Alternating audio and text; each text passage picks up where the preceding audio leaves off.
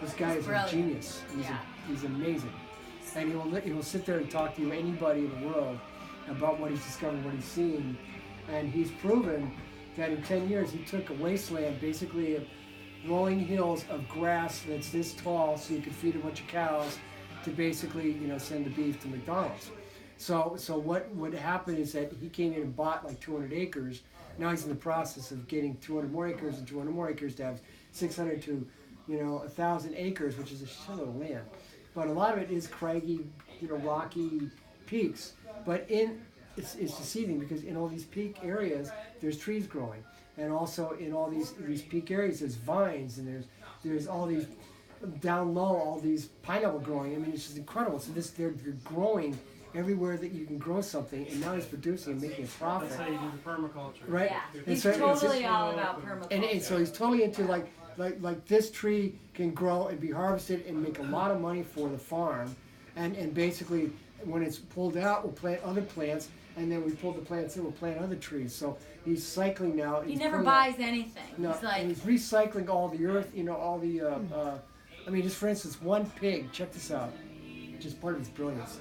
I don't know if you're in the meat or not, but the point is, BTUs is a measure of energy, right? So BTU means like when we heat the house, and right now I'm putting out probably about 20 BTU because I'm wearing something I'm getting too hot. The point is, so BTUs is emanating from something, and that's energy. So that's BTUs. So he said a pig, if you just let a pig eat and take its effluent and dump and use that to make methane gas and use the fluid to go onto the nitrogen base to be part of the fertilizer, that pig is worth more alive than it is dead. Because the BTUs you get from just eating it don't equate to the amount of long-term energy you get from that pig, just from living and having a good old time. So, besides Sita, were there any other people that came to Forest Dance that weren't from the United States? Oh, yeah. Yeah. She's not in the U.S. Are you in there, Kristen? No, not in this picture. He's traveling the world. They travel all over the U.S., but I think they're from Mass. They play handpan and music to people in nursing homes all over the country. That's what they get paid to do.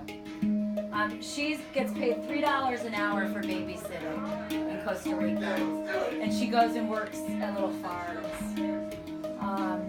She is this major social justice person who works for huge companies to teach them about diversity, racism. She's a preacher. She's amazing, phenomenal. He grows marijuana and trims and sells marijuana for a living. What else? She's from, where was she from? What country was she from? Oh God, I think she's local. She was like, no, she was from... The blonde in this from South Africa. Yeah, who's she? She was a sweetheart. Her. Yeah, South Africa. California. Yeah, there was a bunch of people came from all over there. But the majority were from Mass, Connecticut. Yeah, it was Eastern. They were like, this is... New England. Yeah. Because they know Jason. Yeah. Because they know Jason, exactly. And then other people came because they heard at Vision Fest that Forest Dance was happening. Oh, I see. And a lot of them, like, he was like, I didn't get what I was looking for at Vision Fest. And then I came to Forest Dance and he's like, holy shit, like, So this is what I was looking How for. many people were at Forest Dance? About 35. Is that the name of the 40. community? Forest Dance. It happens here twice a year, and then it happens there once a year. And then they have something. Here. Tolland, Connecticut, it happened this past September. Mass. And Tolland, Mass. Tolland, Mass. It was in June. So what was he looking for? Who? The guy that couldn't find it at. He was looking for connection, and he was looking for just working on himself. So this was this healing community. We spent the first night getting used to hours of being outside and going around a fire, and there was workshops. Like this is grandmother Karina, and she does womb work. I like her too, actually. She does all these Native Americans. She does sweat lodges. She does cacao. You met. She puts mud. Menstrual blood on her forehead. blood on her forehead, and they all the women put their menstrual in the ground, and they sacred, and they do dances around Was it. she the one you met? What's the Costa Rica significance? When you took, The Michael? beauty You gotta be there at the right Yeah. time to do that, I guess. I guess so, The right? beauty of the feminine divine, the reproducing. So she's actually putting other people's menstrual on her okay, face. let me just, Yeah. okay, here's an Yeah. example of. Yeah, I don't think she's menstruating. No, I don't think she's menstruating. So I'm standing with a friend. My friend was Sandra. Passing on the First was all the face tricks. paint. yeah, I'm That was like, brilliant. That was the third night. you're Did okay. you do it? All right. There was somebody who was Stranger actually wiped her own tears on my face. detoxing Why? from pain pills there. Oh, wow. He had Doing heard this on nonverbal some live exercise. stream Jason's music and cried and cried and heard about forest dancing. It was like And he was on natural herbs detoxing Wow. It's like, from pain pills. it's one of those things you're supposed Like, to ask and permission he and danced check and he danced and it was like, I don't know. Natural I herbs don't know. Like my first reaction was very touching, and then they were He kind was of still I was like- withdrawing, Yeah. you could tell, but it obviously was not. Were there drugs? Were like, No. was there pot? There was some marijuana, but they said no to that, and everybody had to be on the street if Wait, they you smoked s- tobacco They said no. to marijuana. Like they didn't want anybody to do any of it. It was a Yeah. container. It was fully. We're in our own bodies. We're not Right. letting anything except healthy food. We ate vegetables all week and coffee. Coffee. And turmeric and ginger because they had tons of it. And they like did some scientific experiments about their turmeric is like I don't know, it's got health properties that turmeric out here does not have. Very, Or antioxidants. yes. I mean he was even saying that it was could cure cancer and they were bottling it and Interesting. I like the yeah. menstruation one. Yes. Yeah, but hearing that, like, because, you know, people are like, ew, that's dirty, ew, you know, like, so for me it was very, wait, you did this? no. Next month, Will you Yes. join me? Yeah. Call me, Chris. Yeah, call me. Let me volunteer next year. Put it on your forehead. Not on the pill though. I've done that. Chris and I Not for the same reasons. So what else? So, like, the first night we had, was the first night shadow night? The second night. So what was the first night? I don't remember the first night what it was, but I know the first day I was extremely, I was up and down with uncomfortable feelings and disconnect. Just like us. Well, the first night was opening up Yeah. to the event, opening up to each other, opening up to Then I guess the ourselves. second day was an extremely hard day. Well, because the idea was that basically now that we're opened up and we're kind of raw, but we're in a safe container, let's dive deeper and let's approach maybe some of the stuff we're not really comfortable approaching. So we talk about shadow. So for instance, I walked around the fire at one point and I said, so we as men, we're in a strong container of women. How do we move with this? What's the best thing to approach? So whether or not, wherever you are, I propose that masculine's job and part of the reality is to provide a container. And we're walking around a fire and I'm saying this, and I said, so how about if I propose then that we provide a container, and that means also as well that if we're providing a safe container, that we stand up when we see something that's not right. So if we see something in sense of violation of relationship towards our sister or our brothers, you know, mother or whatever, any woman out there, our daughters, that we stand up for it. And we call each other out. And then right after that, a woman named Jenny Meatballs. Jenny's amazing. Jenny Carrington, but her nickname is Meatballs because she heard of a great recipe or was given a recipe for meatballs, vegan meatballs, that you'd never know. And she said they're fantastic. So she asked where she goes, she teaches people how to make these meatballs.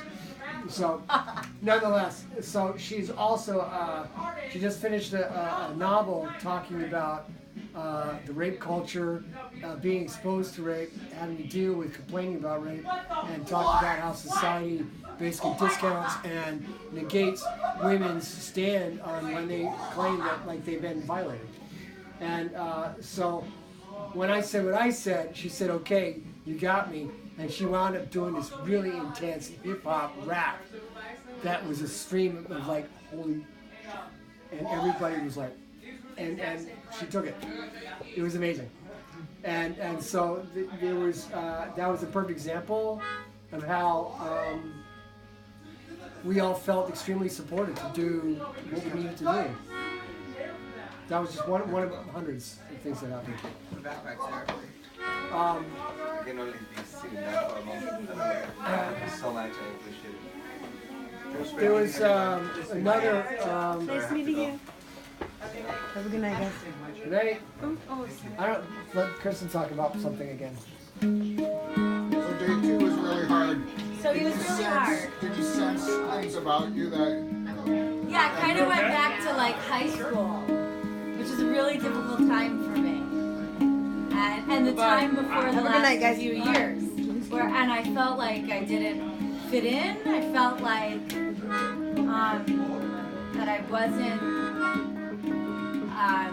People didn't like me, or I was just like feeling. Wait, that's how. Wait, you were. That's how I was feeling. Brought back to high school. That's how you were feeling, or you were feeling that way there. I was feeling that way there. Yeah, I started feeling very disconnected. But then I would talk to like Sita, or she would talk to me, and she'd be saying, I don't know, I feel really uncomfortable. I couldn't like leave my tent, like, and then I was like, really? Me too. And but everybody was like going up to each other, and we were all mirrors, and we were all like all of that, our self-doubt, our fears were like coming out. And then when we danced around the fire, we were dancing and moving and crying and then not and laughing. That night went so fast. My job, we all had jobs, was to like man the fire, take care of the fire for a few hours. And I know what time it was. And so I noticed nobody was taking care of the fire. I was like, all right, I better do this. And I put a couple logs out. I look up at the sky and I'm like, light out? Like, no way. There's no way possible. Like, this is insane. It was like 2 hours ago we just got out here. So, and then it's like, all right. That was just one thing. And then we just kept going and going, and the sun was coming up, and it was just really intense. And everybody was smiling and laughing, and then birds like started coming around, and the cicadas were getting extremely loud, and we see these beautiful birds like they were coming down, and like it was really, really wild. And just to look at these people, they were so happy by morning. People were crying and laughing and hugging and hugging and hugging, and I'm like, where are we? Like, this isn't like, it was just like a different planet. Because people, I'm around people, and we're miserable, and we're complaining, and we're crying, and we're, right here. Now, yeah. And, no, not right now. But I'm like, my work, and I'm like, I just saw a happiness I've never seen in a group of people. And it was just beautiful. And I just sat there and I looked at them, and I just like, it was just pouring my happiness of seeing people happy. Like, this is what we truly are supposed to be having. And we're fighting so hard to make life so hard and to be so disconnected. We were trying so hard to ruin our planet. And it was just like this, like, whoa, what are we doing? What am I doing with my life? What are we all doing? And so what happens? I'm moving down here. That's it. I'm bringing my clients. I'm going to bring all my clients down here.